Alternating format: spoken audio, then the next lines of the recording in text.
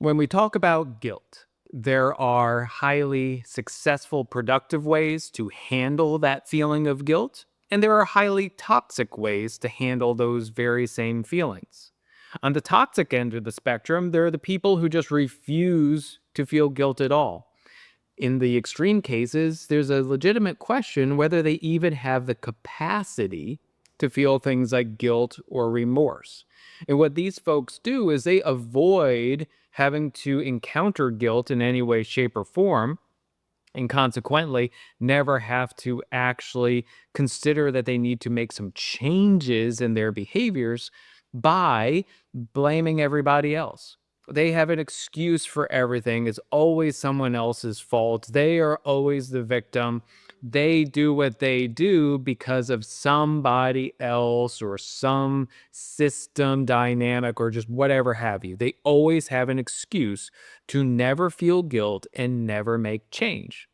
On the other end of the spectrum, you have the very highly sensitive, highly self reflective, usually overly so folks who feel guilty about all sorts of things. They feel guilt very intensely and very chronically.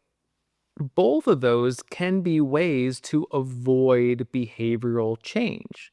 The folks who never feel guilt typically are the ones who are doing the most harm to others.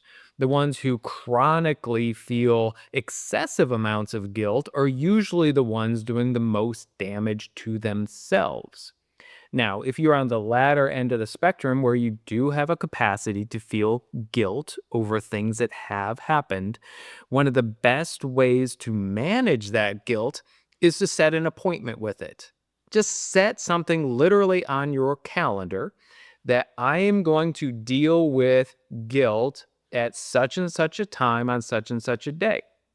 And until that date comes, try to put it out of your mind and do other things. You know what you feel guilty about. You're now going to forget.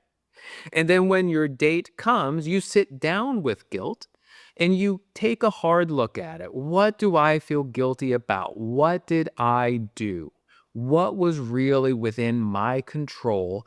And then, most importantly, what am I going to do next? How do I make amends? How do I repair any damage I've done?